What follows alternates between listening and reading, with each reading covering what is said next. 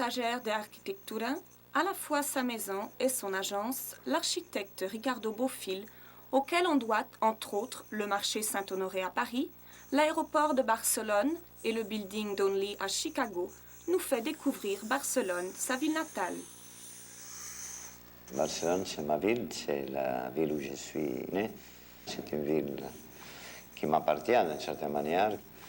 C'est une ville unique, c'est une ville inappréciable, c'est une ville difficile à comprendre, avec des chemins conventionnels. C'est une ville faite de combinaisons de gens, de combinaisons de quartiers.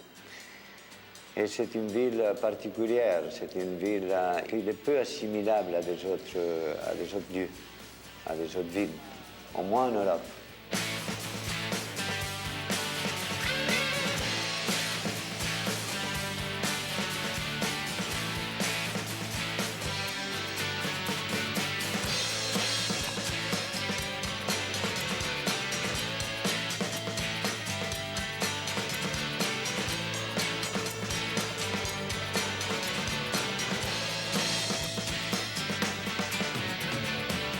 C'est une ville individualiste, c'est une ville faite par des individus, il n'y a pas d'État. Il n'y a pas d'État à Barcelone, en Catalogne, l'État il est loin. L'État il est à Madrid avec une autre conception du pays, de l'Espagne. Et ici c'est une ville contre-culturelle, c'est une ville dans laquelle on trouve des espaces de liberté pour faire des choses. On a cette impression de liberté et cette impression de qu'on peut faire, qu'on doit faire. On doit faire quelque chose. On doit faire quelque chose pour la ville et pour le pays. Autrement, il n'existe pas. Si vous regardez par exemple la Sagrada Familia, que c'est le monument de Barcelone, et vous l'analysez, et vous analysez l'œuvre de Gaudí, là, vous trouvez un peu l'essentiel, l'attitude essentielle de la ville de Barcelone, d'une façon ou d'une autre. Parce que Gaudí, c'était un personnage fantastique, terriblement inventif. On ne sait pas si c'est beau ou laid ce qu'il fait. Mais ce qui est important, c'est qu'il ne fait pas deux choses égales. Il ne fait pas deux fenêtres égales. Il ne fait pas deux portes égales. Il ne fait pas deux colonnes égales. Et puis, il invente un peu en dehors du temps. Il invente et il continue à construire. Il meurt dans la construction et il fait une œuvre inachevée. Parce qu'il y a la volonté de faire cette œuvre inachevée. Et ça reste dans tout l'art catalan d'une certaine manière. Et Barcelone, c'est un peu ça. La ville, c'est une ville inachevée, c'est une ville en constante mutation, en constante réparation, avec les problèmes qu'ils impliquent. Mais c'est une ville qui a la volonté, la vocation d'être non finie. Tout est non fini et tout a le charme d'être non fini. Mais ça vient aussi du XIe siècle, parce que vous voyez la Plaza del Rey, par exemple, avec des bâtiments, avec des tours qui devaient être beaucoup plus hauts et qui ne sont pas finis. Cette place, il est intéressante, au moins, moi je la trouve très belle. Ici, on est dans les 11e, 12e, 13e, avec des points au 14e. Mais c'est aussi fait par morceaux. C'est jamais une place complètement dessinée, comme à Paris, comme en Italie. C'est une place qui est faite de bâtiments qui se mettent l'un à côté de l'autre et qu'ils doivent se rallier les uns par rapport aux autres. Et c'est ça la caractéristique qu'on est en train de parler. Donc on trouve différentes architectures. Ici on trouve une architecture d'un palais qui est plus composée avec la porte catalane. Mais on trouve cette petite tour qui est très belle avec ses arcades, qui sont des arcades typiquement catalanes. Mais vous voyez qu'il est posé sur des contreforts du XIIIe siècle. Et au fond, avec ces ouvertures que déjà ils sont des fenêtres déjà dessinées, composées, très Renaissance. Et après, il vient s'ajouter avec cet arc non fini sur l'autre, jamais non fini ou jamais superposé, toujours articulé. Il vient se poser cette petite église du XIIIe siècle avec cette tour d'influence arabe parce que c'est octogonal. Ça, c'est un espace qui a une échelle, une dimension humaine, qui est éclectique. Et c'est l'esprit de Barcelone architectural qui se démontre de cette manière. Donc la Barcelone ancienne, il se trouve à l'intérieur d'à peu près 7 pentagones. On trouve tout le quartier gothique, on trouve le vieux quartier, on trouve toute l'ancienne Barcelone, jusqu'au XIIIe siècle.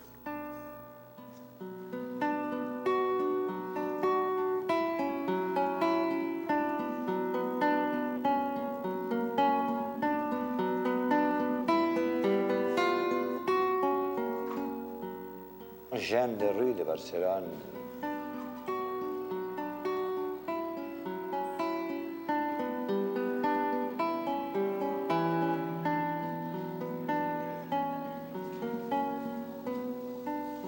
Oui, on est dans la calle Moncada. C'est une rue du XVIIIe siècle dans laquelle il y a de très belles maisons qui maintenant se sont transformées. Il y a plein de musées, le musée Picasso par exemple, entre autres. Ici, il y a la galerie Met, une autre patio. Il est très beau, qu'il est avec cette entrée, avec ces escaliers. On peut rentrer.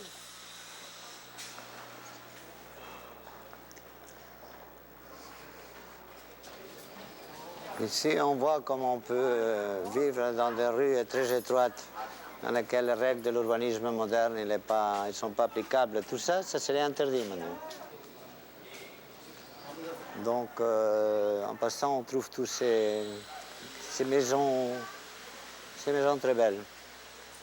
Avec un peu, quand même, ce style arabe toujours de patio. Donc, une certaine influence arabe, il y a.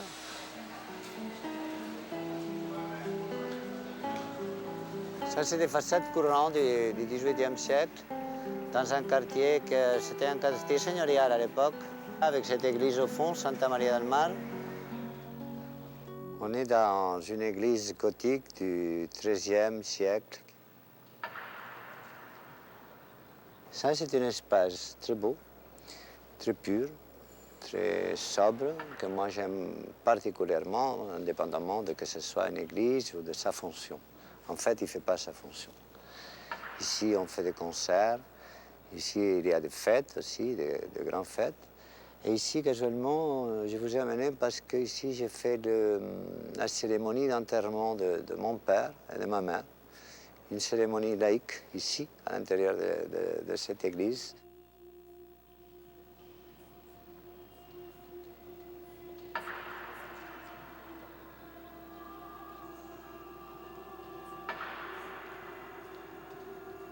C'est ici qu'on sent un espace intérieur. On marche, on tourne, mais on a la mémoire de l'espace qu'on a vu. La vision de l'espace en architecture, c'est très compliqué. Il faut avoir les yeux très ouverts, l'angle des yeux très ouvert. Il faut bouger tranquillement. Et en même temps qu'on bouge, il faut se rappeler de ce qu'il y a derrière. Et c'est comme ça, derrière et à côté, et c'est comme ça qu'on peut avoir tous les sens de l'espace. Où on aime l'espace et on sent quelque chose de différent et on sait l'interpréter, ou alors c'est un art qui n'existe pas.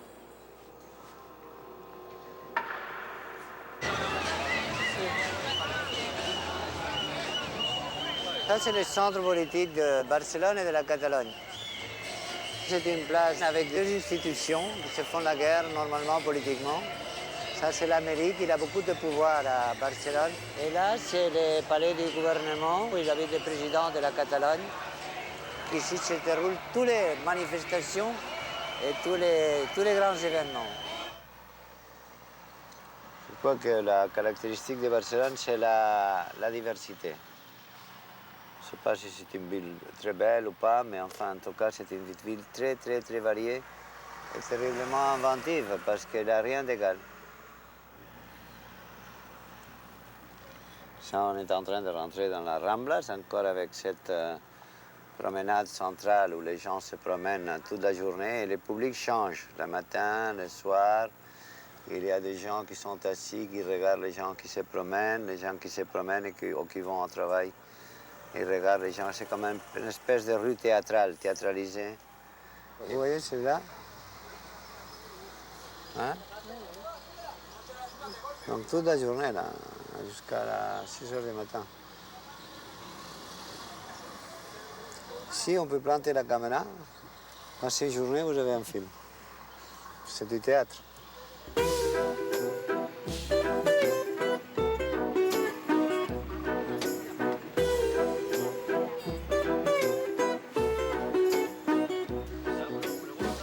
C'est une rue qui vit en 4 heures par jour, avec des publics différents.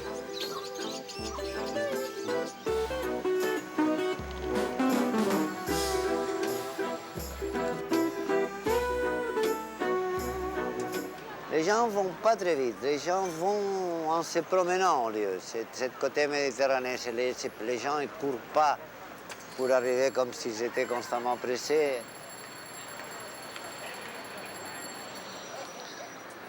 Bon, alors là, on est dans la Rambla de Catalunya. La Rambla de Catalunya, qu'il a été dit que c'est cette rue qui va du port à la montagne, comme la plupart de rues. Mais celle-là, elle traverse toute la partie ancienne de Barcelone, toute la partie gothique et toute la partie ancienne de Barcelone avant la destruction des murailles. Et c'était parce qu'en bas, il y avait un fleuve. Cette fleuve, il a été canalisé. Et alors, ça donne cette typologie de rue que moi j'aime beaucoup, que c'est quand il y a quand la promenade il est au centre et les voitures sont à côté, ils ont peu d'importance. C'est pratiquement presque une rue piétonne. Pas seulement une rue piétonne, parce que moi j'aime pas non plus les rues piétonnes qui sont seulement des rues piétonnes, mais la prépondérance est au piéton. Ici en bas, il y a un dessin de Miro, il est fait dans le sol. Ici, il y a le Palais de Barcelone, c'est un bâtiment de 1800. Il a été fait ici volontairement au milieu des quartiers populaires. Là, vous trouvez depuis 1820, par exemple, cette boutique-là. Et à côté, une boutique de souvenirs des Pakistanais, donc des gens comme ça. Donc il y a ce phénomène de l'immigration et ce mélange entre le vieux catalan et l'immigration.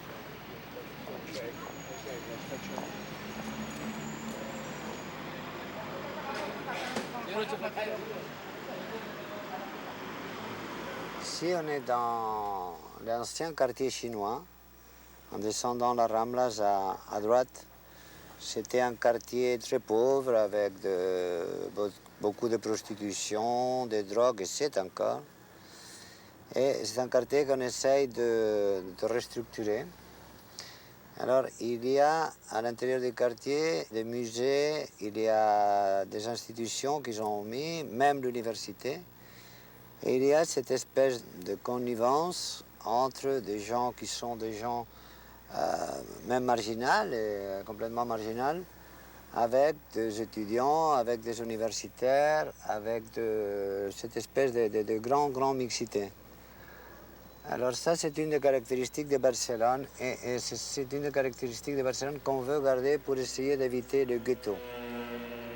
Je suis pour que dans tout quartier, dans tout îlot, dans toute nouvelle construction, il y ait forcément et obligatoirement un pourcentage de logement social pour une population nouvelle qui s'habite dans le même endroit qu'on faisait dans la Paris ancien, qu'on faisait dans la Barcelone ancienne, dans laquelle les populations étaient mélangées. C'est un effort fondamental pour la ville. Sinon, la ville va être obligatoirement ségrégée. Alors, je trouve ça horrible.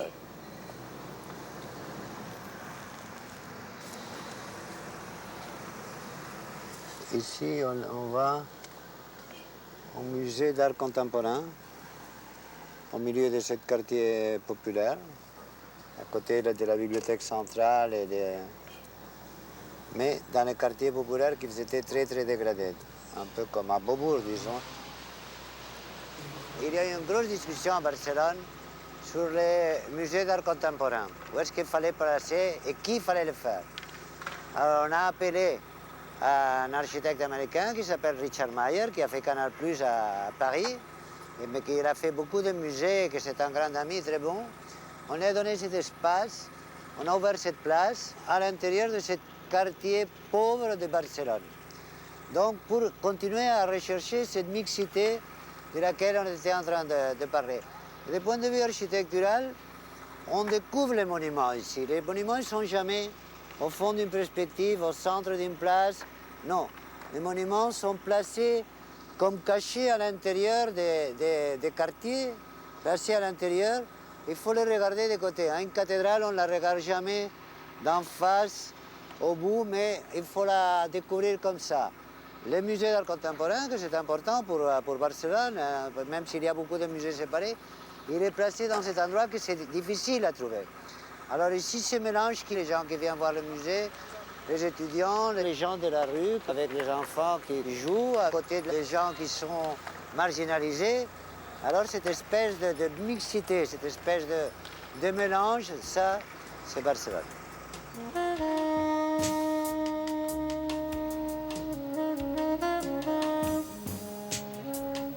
Cette mixité, on la retrouve juste à côté avec le Centre de culture contemporaine installé dans un couvent du XVIIIe siècle.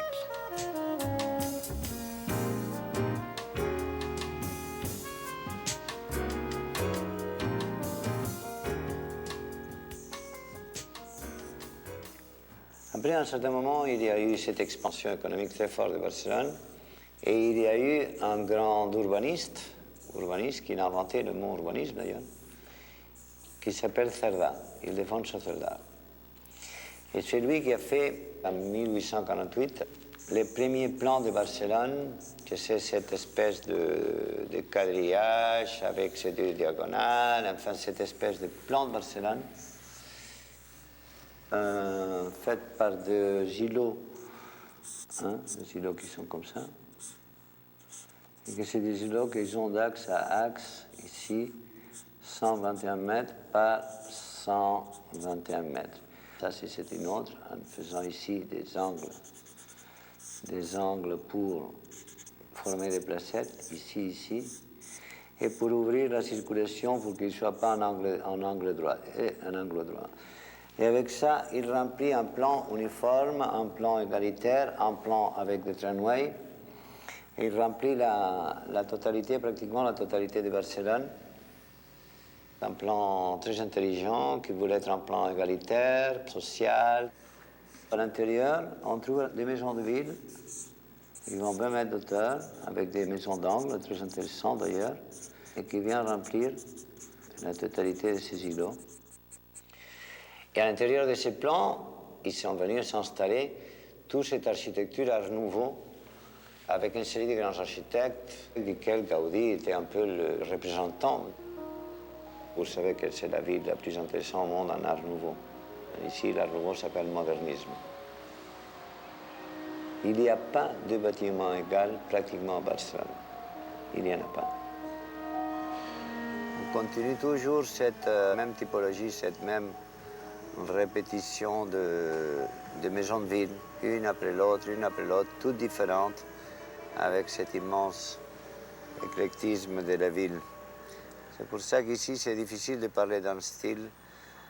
Les mouvements en architecture sont très variés. Chaque architecte veut faire sa maison différente et chaque artisan aussi. Ici, on apprécie cette espèce de système d'îlots de Barcelone.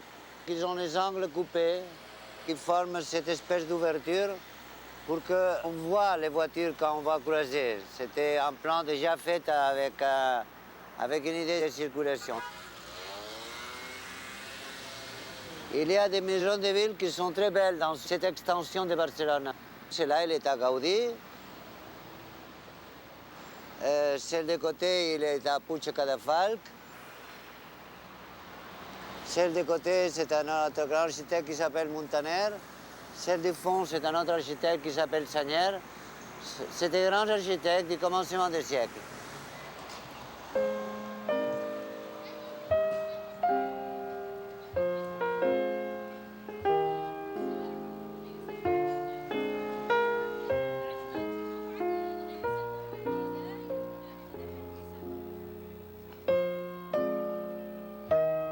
C'était une espèce de système de compétition.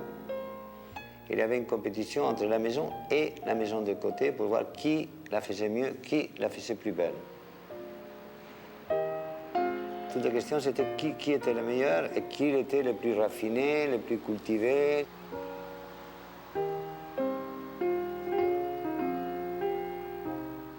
Et ça crée une espèce de conscience dans la ville. Conscience générale à partir de laquelle les gens sont intéressés en premier lieu par l'architecture et par l'urbanisme, en premier lieu.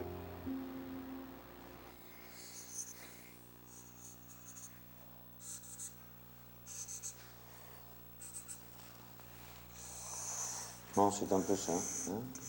Même si Cerdà voulait que tous les plans soient un plan égalitaire, en fait, le centre riche de Barcelone, il s'est formé dans cette direction-là, et cette direction-là, comme toujours, vers l'ouest, plutôt vers l'ouest. Hein, et par contre, vers l'est, c'était la partie pauvre. Alors, quelle est la dernière transformation de Barcelone?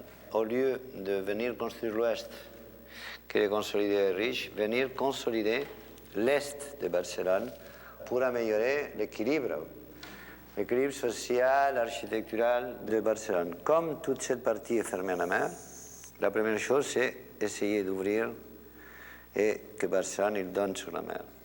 La seconde chose, c'est de tourner cette trame urbaine, la tourner vers la mer et gagner toute cette ligne de côte. Alors tout ça, c'est les plages qu'on a récupérées derrière le port. Ils commencent ici. Toutes ces plages-là, il y a 4 km par le moment qui sont faits. Après, un peu plus loin, vous voyez ces deux bâtiments hauts. Et ça, c'est la Villa Olímpica, c'est la partie olympique avec le port olympique. Et c'est là, au bout de ces 4 km, qu'il y a cette opération urbanistique et culturelle qui s'appelle le Forum 2004 de cultures et de civilisations différentes. Donc ça, c'était l'ancien port. On le transforme petit à petit et ça reste comme un lac intérieur avec beaucoup de vie, normalement, ici. Et on a construit de nouveaux bâtiments comme le World Trade Center, construit par Pei, et le club maritime, avec cette passerelle en bois, que c'est un peu la continuation de Ramblas qui vient ici, qui va continuer jusqu'à l'autre partie. Et puis cette ouverture nouvelle, qu'on vient de finir, là, il y a 3 mois, pour que tous les bateaux d'ici puissent, parce qu'avant ils devaient faire le tour pour sortir, même les bateaux de plaisance, et là ils peuvent sortir directement. Et ça, c'est le terrain gagné à la mer, le nouveau terrain gagné à la mer, sur lequel je vais construire toute une installation, des hôtels, de bureaux, de commerce, de restaurants, etc. Ici, c'est un nouveau gratte-ciel que je suis en train de faire. C'est un bâtiment très haut avec une forme de voile coupée comme une immense sculpture à côté de la mer. Et ça, c'est le nouveau aéroport de Barcelone que je suis en train de faire et qui va commencer à se construire tout de suite. Ça, c'est toute la partie du terminal. Ici, il y a toute la gare de TGV et toute la gare de train qui vient se poser là. Et tout ça, c'est les parkings qui sont surélevés, mais qui sont plantés en zone verte, à côté de cette zone protégée. Ici, on est à la cathédrale, la Taller d'Architectura, c'est ma maison. Cette cathédrale, on appelle la cathédrale. Mais en fait, c'est une ancienne usine, une cimenterie, qu'il y a 30 ans que j'ai transformé, que c'était le lieu le plus obscur, celui qui jetait de la fumée, celui qui polluait tous les villages, considéré les plus laids.